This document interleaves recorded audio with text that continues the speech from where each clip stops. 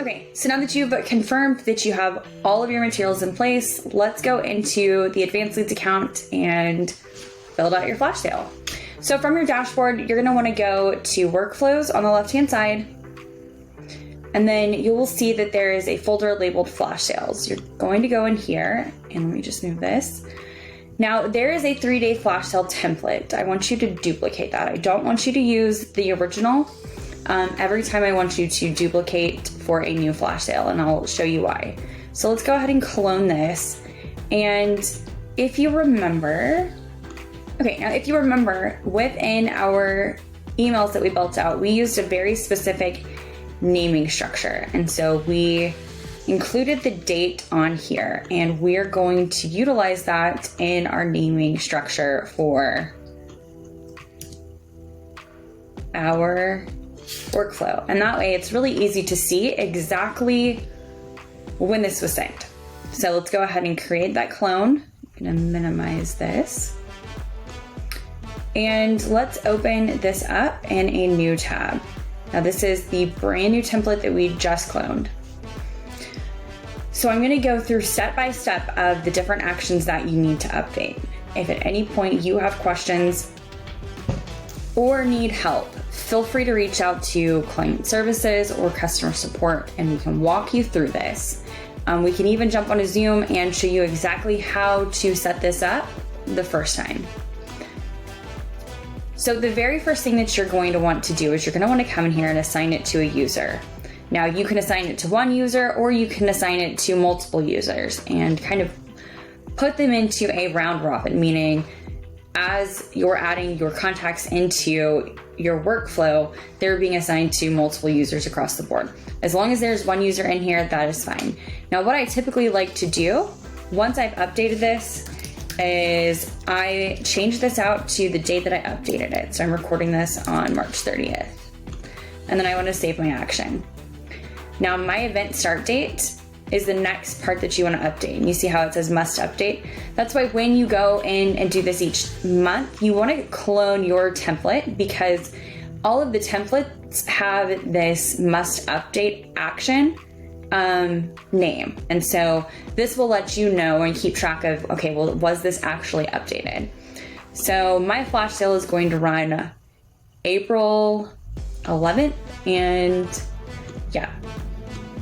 So I updated this March 30th, and we want to update the time too. So the time indicates when this is first going to send out to your contacts. So April 11th at 9 a.m. And then you want to save that. Now you want to update your flash sale name or add a flash sale name. So I'm going to remove that, and then my flash sale is going to be 4-11 flash sale. Now you can make it whatever you want. I highly, highly, highly recommend you include this name in here or the date that you're sending it. And what that does is it will allow you to have multiple. So you could do 4/11/23 flash sale cool sculpting, or whatever your flash sale is. This tag can be however long you want it. You just want to make sure it's different each time. So let's go ahead and add that new tag and save the action. And then let's change this to updated 3-30. And then I want to add my tag name in here, 4/11/23 flash sale. Okay. Now wait until the event start date.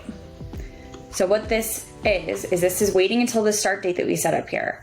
So our start date is April 11th at 9 a.m. So this is going to wait to execute any actions until that time. Now your flash sale is going to be, you don't need to update this. So the flash sale name is, it just says flash sale, and then it gives the month and the year. And you do not need to update the current date because it will automatically put that in there. So again, the items that you need to update have been marked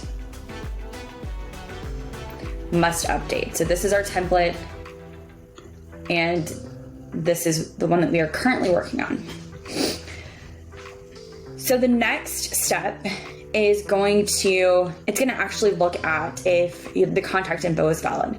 So is the email not empty? Is the first name not empty? Let's go ahead and add one more in here. And is the phone number not empty? So that action is already set into place. If any of those items are not active on the contact, then it's just going to remove them from the workflow. So as long as the contact info is valid, it will put them into the workflow. Now, when it does this, it's going to add them into your promo campaign pipeline, and it will put them into the promotion stage, promo sent. Now, here's where we need to add in those elements the marketing materials that we've already created. So we're going to, let's see, right here. So we need to update this email. So we've already created our flash sale emails. So I can see them right here at the very top, the 423 email 1. And I'm going to go ahead and save that. Now you want to make sure that you, again, change that you've updated this, 430, and that your subject line is exactly what you want it to say. And then you want to save that action. Now the next item that you want to update is this ringless voicemail. And so there's an example in here. This is an example ringless voicemail. You're going to need to delete that out and then upload the example, or upload your actual ringless voicemail. And then you want to put that you've updated it. That just helps you to keep track of your updates that you make. I would save this regularly, so if for whatever reason you get you X out of it, then it's you don't lose your work. Now the next step is to adding the message copy from your promo campaign. So you will come in here and you will paste in the message that you created for your flash sale. So I actually don't have one in place, but I will just paste this text here. And this will actually tell you down here how many characters it is. That's a bit long, but that's why we go through this step for using the SMS calculator. Now, this is your first MMS, so you want to upload that image. And so you can see that that's done right there. And then I want to put in that I've updated it and save my action. Okay. So now we've gone through adding in the elements for the first day. The next step is it's going to wait 3 days for the contact to reply to either any of those messages. And if they reply, then they're going into your promo campaign pipeline stage of reply to promo. And of course you will get an internal notification. All of those things are in place. The next step, so we've updated the actions for day 1. Let's go update the actions for day 3. So everything happens on day 1, and then this is day 3 because it's waiting for 3 days only if the contact does not reply. So again, we're going to update this to our flash sale email 2 template, and then I'm going to save that. I'm going to remove our example voicemail, and I'm going to upload the one that I will be using, and I want to save that action. Oh, I need to update my name, or the date that I've made that update. And then I am going to paste in my second copy that this is the final day. Now again, this is just sample text. It's not what we would actually recommend. So then I'm going to save that and save my actions, and then I want to hit publish.